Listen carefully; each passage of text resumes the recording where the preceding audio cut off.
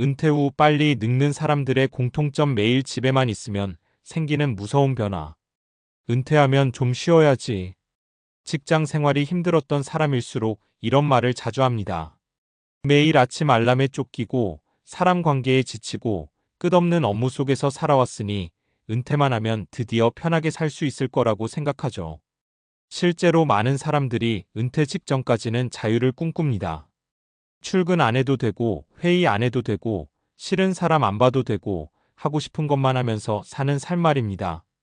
그런데 이상한 일이 벌어집니다. 막상 은퇴를 하고 나면 처음 한두 달은 정말 행복합니다. 늦잠도 자고 TV도 보고 밀린 잠도 자고 평일 낮에 커피 한 잔 마시는 여유도 즐깁니다. 그런데 시간이 조금 더 지나면 사람의 표정이 달라지기 시작합니다. 몸이 무겁고 말수가 줄고 사소한 일에도 짜증이 늘어납니다. 밖에 나가는 게 귀찮아지고 하루 종일 소파에 앉아 TV만 보는 날이 반복됩니다. 그리고 주변 사람들이 이렇게 말하기 시작하죠. 형, 얼굴이 갑자기 늙었네. 요즘 기운 없어 보여. 무슨 일 있어? 사실 특별한 일이 있는 건 아닙니다. 문제는 아무 일도 없는 삶 그 자체입니다. 많은 사람들이 노화를 단순히 나이 때문이라고 생각하지만 실제로는 삶의 리듬이 무너질 때 사람이 급격히 늙기 시작합니다. 특히 은퇴 후 매일 집에만 있는 생활은 생각보다 훨씬 무서운 변화를 만들어냅니다.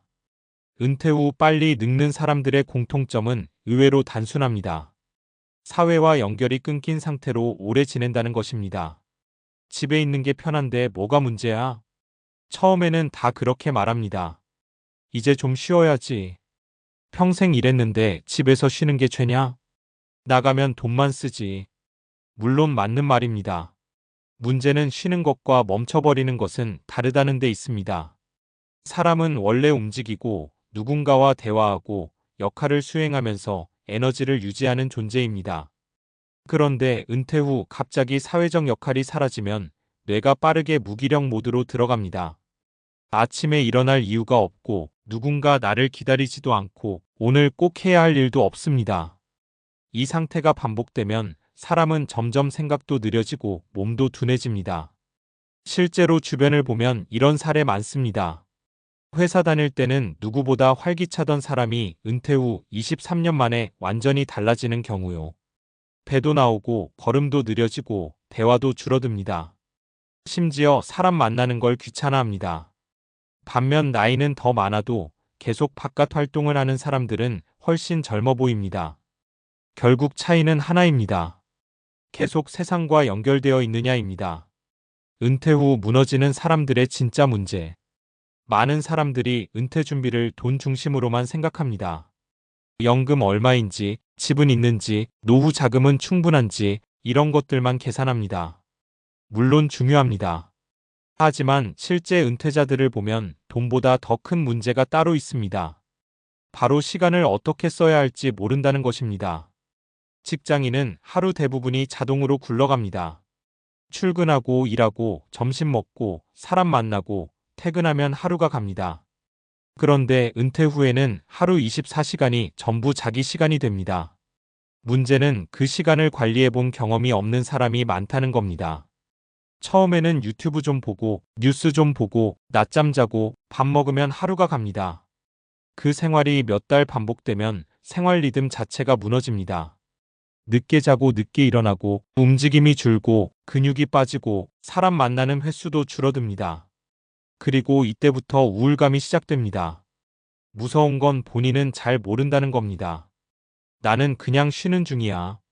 이렇게 생각하지만 실제로는 서서히 사회에서 멀어지고 있는 상태입니다.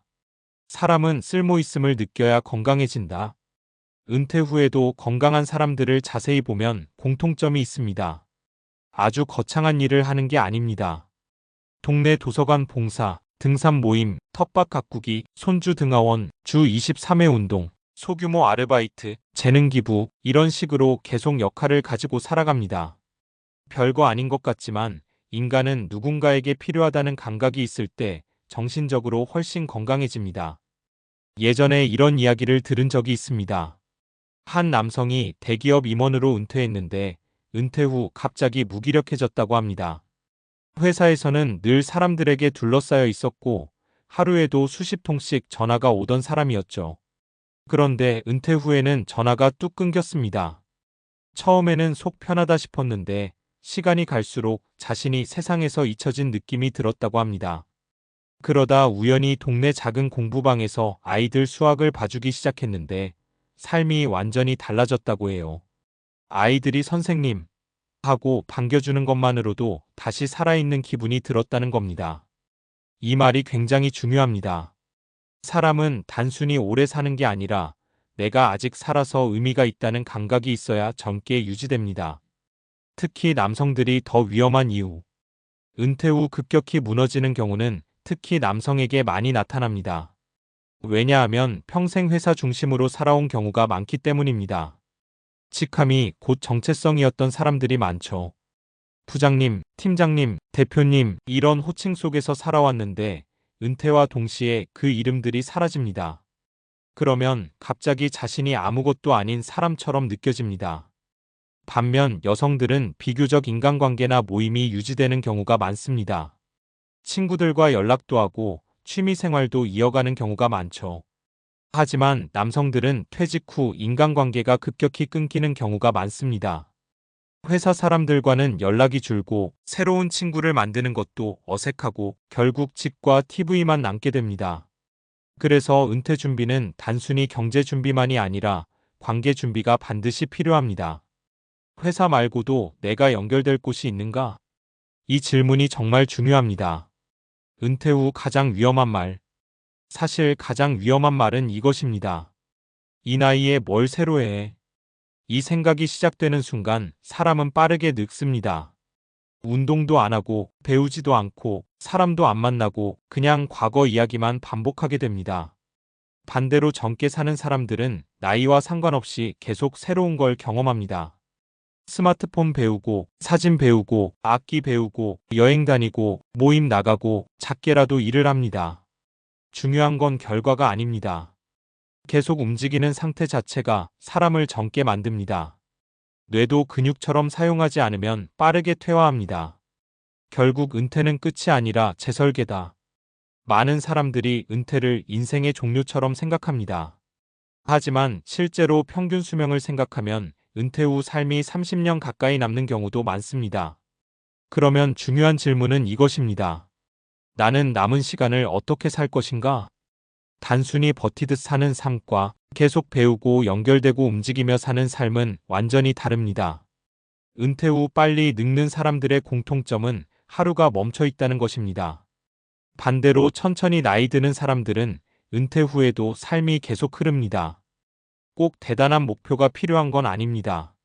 매일 아침 나갈 이유 하나, 누군가와 웃으며 대화할 시간 하나, 몸을 움직일 습관 하나, 배우고 싶은 마음 하나. 그것들이 결국 사람을 오래 젊게 만듭니다.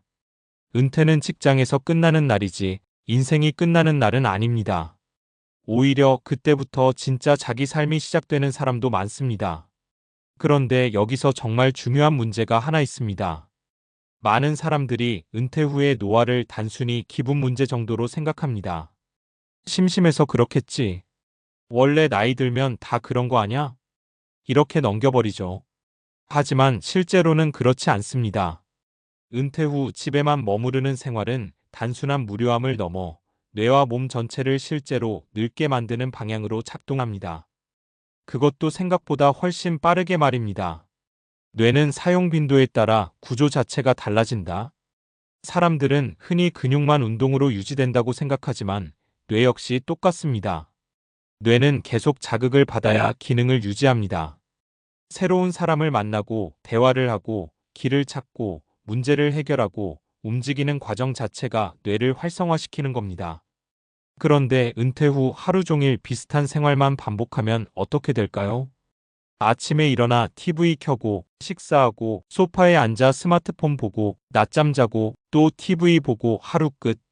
이런 생활이 반복되면 뇌는 점점 에너지를 적게 쓰는 방향으로 바뀌기 시작합니다. 특히 기억력과 판단력을 담당하는 전두엽 기능이 빠르게 둔화됩니다. 사람 이름이 생각 안 나고 물건 둔 곳을 자꾸 잊고 결정하는 것도 귀찮아집니다. 많은 사람들이 이걸 단순 노화라고 생각하지만 실제로는 활동 부족으로 인한 인지 기능 저하인 경우가 많습니다. 실제로 노년기 연구에서 반복적으로 나오는 결과가 있습니다. 사회적 활동이 적고 외출 빈도가 낮은 사람일수록 인지 저하 속도가 빠르다. 쉽게 말하면 사람을 안 만나고 움직이지 않고 매일 같은 자극만 받으면 뇌가 스스로 기능을 줄여버린다는 겁니다. 무서운 건 근육보다 먼저 의욕이 사라진다는 점이다. 노화의 시작은 의외로 몸이 아니라 마음에서 오는 경우가 많습니다. 사람이 계속 집에만 있으면 점점 행동 반경이 줄어듭니다. 오늘은 그냥 안 나갈까? 내일 하지 뭐. 귀찮다. 이런 생각이 늘어나죠. 문제는 이 상태가 반복되면 뇌 속 도파민 시스템 자체가 둔해질 수 있다는 겁니다. 도파민은 단순히 즐거움 호르몬이 아닙니다. 움직이고 싶게 만드는 힘에 가깝습니다. 그런데 활동량이 줄고 새로운 자극이 없어지면 도파민 분비가 감소하고 사람은 점점 무기력해집니다. 그래서 은퇴 후 우울감을 겪는 사람들의 특징을 보면 비슷합니다. 하루 종일 누워있는 시간이 길다. 사람 만나는 걸 피한다. 작은 일도 귀찮다. 외출 자체가 스트레스다. 미래 계획이 없다. 겉으로 보면 그냥 쉬는 사람 같지만 실제로는 삶의 활력이 서서히 꺼지고 있는 상태인 경우가 많습니다. 특히 위험한 건 나는 괜찮다는 착각이다. 더 무서운 건 대부분 초기에 스스로 문제를 느끼지 못한다는 겁니다. 왜냐하면 집에만 있으면 불편한 일이 적거든요. 긴장할 일도 없고 경쟁도 없고 스트레스도 줄어듭니다. 그런데 인간은 적당한 긴장과 자극이 있어야 기능을 유지합니다. 운동 안 하면 근육이 빠지듯 사람 안 만나면 사회성이 줄고 생각 안 하면 판단력도 둔해집니다. 실제로 장기간 은둔 생활을 한 사람들에게 공통적으로 나타나는 현상이 있습니다. 표정 변화가 줄고 말수가 감소하고 감정 반응이 약해집니다. 이건 단순 성격 변화가 아니라 뇌 자극 감소와 관련된 현상으로 설명되기도 합니다. 그래서 가족들이 먼저 이상함을 느끼는 경우가 많습니다. 예전보다 반응이 느려졌네. 왜 이렇게 의욕이 없어졌지? 아버지가 점점 말이 없어지셨어. 이런 변화는 어느 날 갑자기 생기는 게 아니라 아주 조용히 진행됩니다. 결국 사람을 늙게 만드는 건 나이가 아니라 단절이다. 가만히 보면 빨리 늙는 사람들에게는 공통된 패턴이 있습니다. 세상과 연결이 끊어집니다. 대화가 줄고 웃는 일이 줄고 도전이 사라지고 자기 역할이 없어집니다. 그러면 몸도 뇌도 이제 에너지를 많이 쓸 필요가 없다고 판단하기 시작합니다. 반대로 나이가 많아도 생기가 넘치는 사람들은 계속 연결되어 있습니다. 사람을 만나고 배우고 움직이고 도움을 주고 새로운 경험을 합니다. 이 차이가 시간이 지나면 엄청 크게 벌어집니다. 실제로 어떤 70대는 50대처럼 보이고 어떤 60대는 갑자기 80대처럼 늙어 보이는 이유도 여기에 있습니다. 노화는 단순히 세월의 문제가 아니라 생활 방식의 누적 결과이기 때문입니다. 그래서 은퇴 후 가장 중요한 건 계획 없는 자유를 경계하는 것이다. 많은 사람들이 자유를 꿈꾸지만 인간은 완전한 무계획 상태에서 오래 행복하기 어렵습니다. 적당한 책임, 적당한 약속, 적당한 역할이 있어야 삶이 유지됩니다. 그래서 전문가들이 은퇴 준비에서 강조하는 것도 단순합니다. 은퇴 후 무엇을 안 할 것인가 보다 무엇을 계속할 것인가를 정해야 한다. 매일 걸을 것인가? 누구를 만날 것인가? 어떤 취미를 지속할 것인가? 어디에 소속될 것인가? 어떤 배움을 이어갈 것인가? 이 질문들의 답이 있는 사람은 은퇴 후에도 무너지지 않습니다. 결국 사람을 젊게 만드는 건 비싼 보약도 특별한 비결도 아닙니다. 계속 살아 움직이는 감각입니다. 내일 할 일이 있고 누군가와 연결되어 있고 아직 배우고 싶은 게 남아있는 상태. 그게 결국 사람을 가장 천천히 늙게 만드는 힘입니다.